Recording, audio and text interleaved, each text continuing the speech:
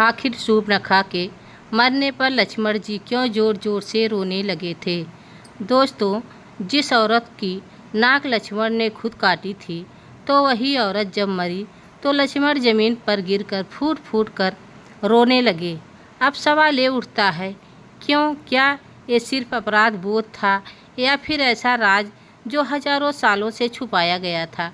आखिर रावण की बहन शूर्पणखा के मरने पर लक्ष्मण क्यों रोने लगा? क्या आप जानते हैं, शूर्पणखा केवल रावण की बहन नहीं थी, वह एक श्राप थी। वह एक भविष्यवाणी थी जो रामायण के अंत से पहले पूरी होनी थी, और जब वो मरी तो केवल शरीर ही नहीं गया, रामायण की जुड़ी हुई कड़ी टूट गई और लक्ष्मण को अंदर से तोड़ गई।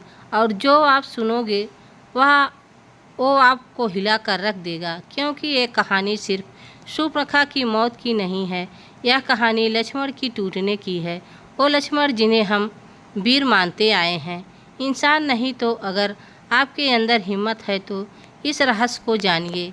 यह कथा आपकी सोच को हमेशा के लिए बदल सकती है, क्योंकि अधूरी कहानी इंसान को अधूरा बना देती है। और हाँ, जय श्री राम कहकर कहानी की शुरुआत कीजिए। रावण का राज लंका में अपने पूरे स्वभाव पर था। सोने की लंका, रावण की डंका पूरे तीनों लोकों में बज रही थी। लेकिन इस चमक दमक के पीछे एक कहानी थी जो किसी को पता नहीं थी। ये कहानी थी रावण की बहन शूर्पणखा की। लोग उसे सिर्फ राक्षसी छल करने वाली औरत के रूप में जानते थे, लेकिन उसकी ज़िंदगी का एक ऐसा सच था जो शायद कभी सामने नहीं आया। लंका के एक कोने में जहां महल की चकाचौंध थी, शूर्पणखा अपने छोटे से बगीचे में बैठी थी। उसका चेहरा आज उदास था। सामने समुद्र की लहरें थी जो बार बार किनारे से टकराकर वापस लौट रही थी। जैसे उसकी ज़िंदगी की उलझनें। शूर्पणखा कोई साधारण राक्षसी नहीं थी। बचपन से ही उनका मन दूसरों की मदद करने में लगता था, लेकिन राक्षस कुल में जन्म लेने की वजह से लोग गलत समझते थे। उसका भाई रावण, जो अपनी ताकत और विद्या के लिए मशहूर था, उसे हमेशा समझाता था, शूर्पणखा, दुनिया में ताकत ही सब कुछ है, मोहब्बत, दया, यह सब कमज़ोरों के लिए है। लेकिन शूर्पणखा का दिल कुछ और कहता था। उसने सुना था कि अयोध्या में भगवान विष्णु ने राम के रूप में अवतार लिया है। उसका मन बेचैन था। वह सोचती थी, क्या सचमुच कोई ऐसा हो सकता है जो बिना किसी स्वार्थ के दूसरों के लिए जिए? उसने ठान लिया कि वह राम से मिलेगी, उनके बारे में जानेगी। लेकिन रावण को यह बात पसंद नहीं थी।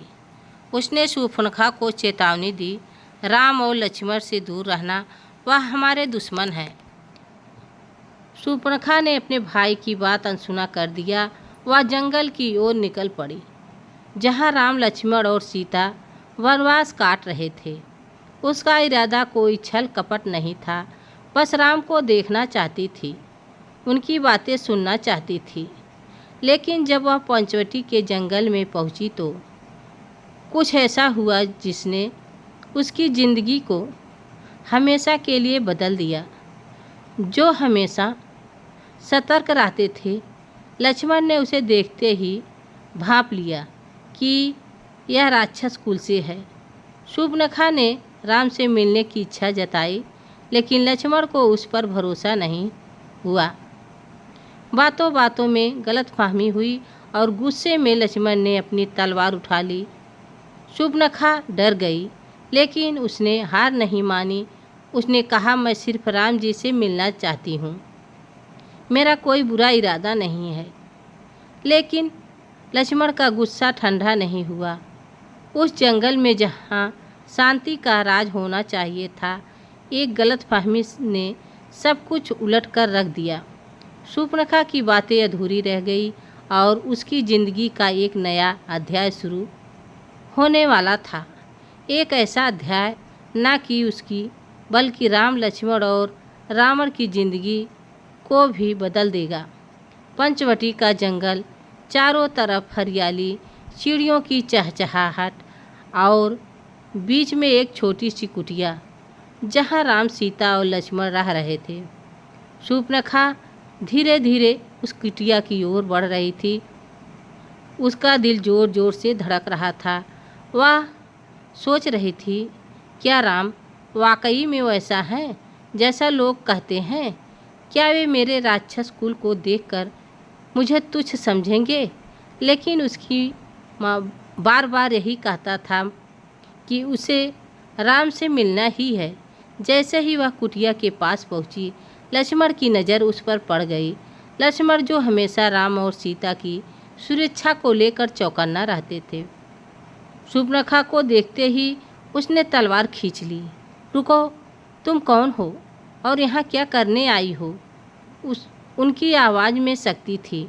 शूर्पणखा ने अपने हाथ जोड़ ली और बोली, मैं शूर्पणखा हूँ, रावण की बहन। मैं बस प्रभु राम से मिलने आई हूँ। मेरा कोई बुरा इरादा नहीं है। लक्ष्मण का चेहरा और सख्त हो गया। रावण की बहन, और हमें भरोसा करें कि तुम्हारा इरादा साफ नहीं है। राक्षसों की चालाकी हमें अच्छे से पता है। शूर्पणखा ने नज़रें झुका ली। उसे पता था कि राक्षस कुल की बदनामी उसका पीछा नहीं छोड़ेगी। फिर भी उसने हिम्मत जुटाई। लक्ष्मण जी, मैं सिर्फ एक प्रभु राम की भक्ति और उनके उपदेशों को सुनने आई हूँ। क्या आप मुझे एक मौका नहीं देंगे? तभी कुटिया के अंदर से राम की शांत आवाज़ गूंजती है, लक्ष्मण, मेहमान को रोकना उचित नहीं है, उन्हें अंदर आने दो। लक्ष्मण ने भवें तान कर शूर्पणखा की ओर देखा, लेकिन राम की आज्ञा का पालन करते हुए लक्ष्मण ने रास्ता दे दिया।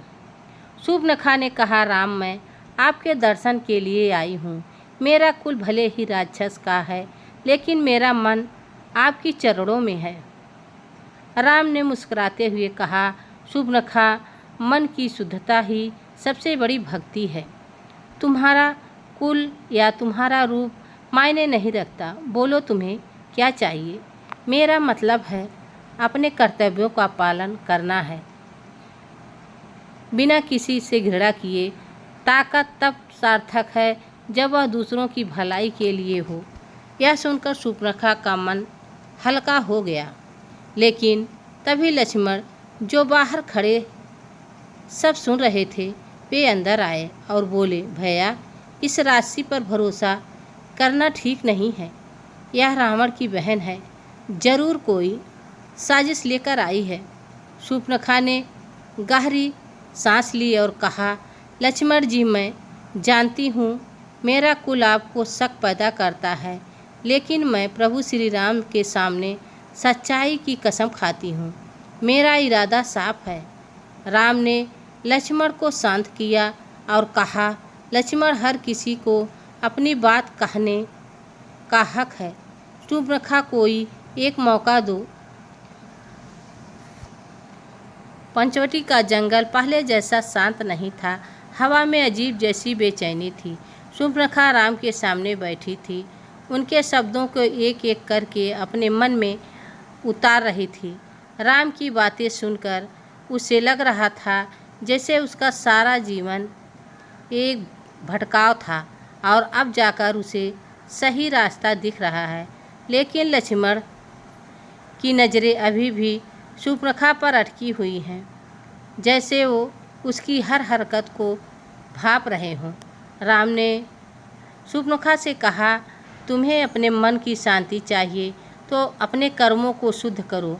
राक्षस हो या मानव, हर जीव में भगवान का अंश होता है। शूर्पणखा ने सिर झुकाया और बोली, प्रभु, अब मैं चाहती हूँ कि मेरा जीवन अब धर्म के रास्ते पर चले, लेकिन मेरा भाई रावण वह कभी नहीं मानेगा। राम ने मुस्कुराते हुए कहा, सच्चाई का मार्ग आसान नहीं होता शूर्पणखा, लेकिन अगर तुम्हारा इरादा पक्का है तो कोई ताकत तुम्हें रोक नहीं सकती। तभी बाहर से एक जोरदार आवाज़ आई। जंगल के कुछ जो शूर्पणखा के साथ चुपके से आए थे अब कुटिया के आसपास शोर मचाने लगे। राक्षस रावण के भेजे हुए थे जिन्हें शूर्पणखा के निगरानी का आदेश था। उन्हें डर था कहीं शूर्पणखा राम के बहकावे में आकर रावण के खिलाफ ना चली जाए। शूर्पणखा को नहीं पता था कि रावण उनका पीछा करवाया था। लक्ष्मण ने तुरंत तलवार उठाई और बाहर की ओर दौड़े। ये क्या साजिश है शूर्पणखा, वे गुस्से में चिल्लाए। शूर्पणखा घबरा गई। उसने कहा, लक्ष्मण जी, मुझे नहीं पता ये राक्षस कौन है, मैं तो अकेले आई थी। लेकिन लक्ष्मण का गुस्सा अब हद पार कर चुका था। उन्हें लगा कि शूर्पणखा उन्हें छल से फंसाने की कोशिश की। राम ने लक्ष्मण को रोकने की कोशिश की, लेकिन तब तक लक्ष्मण उन पर राक्षसों पर टूट पड़े। जंगल में तलवारों की आवाज़ गूंजने लगी। शूर्पणखा डर के मारे काँप रही थी। उसने राम से गुहार लगाई, प्रभु मुझे बचा लीजिए, मैंने कोई साजिश नहीं रची। राम ने उसे शांत किया और कहा, शूर्पणखा, सच्चाई हमेशा सामने आती है, डरने की ज़रूरत नहीं। लेकिन तभी एक राक्षस जो रावण का खास था वह शूर्पणखा को देखकर चिल्लाया, शूर्पणखा, तुमने लंका का विश्वास तोड़ा है, रावण को पता चलेगा। यह सुनकर शूर्पणखा का चेहरा सफ़ेद पड़ गया।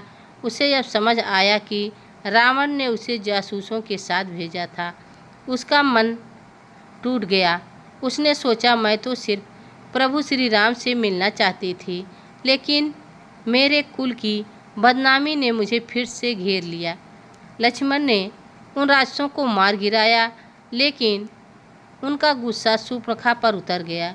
वे कुटिया की ओर लौटे और बोले, शूर्पणखा, तुम्हारी सज़ा तय है, तुमने हमें धोखा देने की कोशिश की। शूर्पणखा रोते हुए बोली, लक्ष्मण जी, मेरी बात सुन लीजिए, मैं भी बेकसूर हूँ। लेकिन लक्ष्मण ने गुस्से में उसकी नाक पर तलवार चला दी। शूर्पणखा दर्द से चीख उठी और जंगल की ओर भाग गई।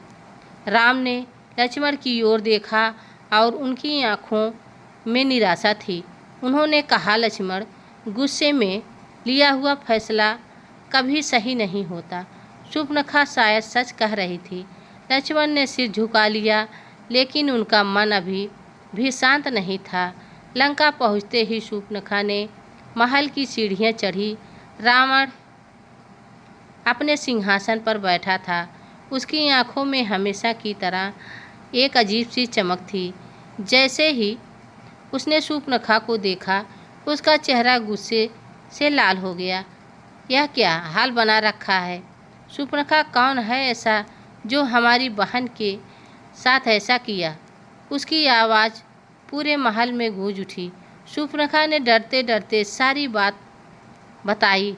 उसने यह भी कहा, उसने राम से केवल धर्म की बात करने गई थी, लेकिन लक्ष्मण ने गलतफहमी में मेरी नाक काट दी। रावण ने गुस्से में अपने भाले को जमीन पर दे मारा। राम और लक्ष्मण, इन मनुष्यों ने मेरे कुल का अपमान किया है। शूर्पणखा, तुमने मेरी बात नहीं मानी, लेकिन मैं अब उनसे बदला लूँगा। शूर्पणखा ने रोते हुए कहा, भैया, बदले की बात मत करो। राम कोई साधारण इंसान नहीं है। उनके पास वो शक्ति है जो ताकत से नहीं, मन की शुद्धता से आती है। लेकिन रावण का गुस्सा अब आसमान छू रहा था। उसने शूर्पणखा को चुप कराया और बोला, तुम कमज़ोर हो गई हो शूर्पणखा, राक्षस कुल में दया और भक्ति की बात नहीं चलती। अब मैं राम और लक्ष्मण को सबक सिखाऊंगा। उधर पंचवटी में राम और लक्ष्मण के बीच गहरी खामोशी हुई। लक्ष्मण का मन अब थोड़ा शांत हुआ था। लक्ष्मण को भी अपनी गलती का एहसास हो चुका था, लेकिन अब क्या करे, अब जो होना था वह तो हो चुका था। दोस्तों, यह वीडियो आप सबको कैसी लगी कमेंट में ज़रूर बताना।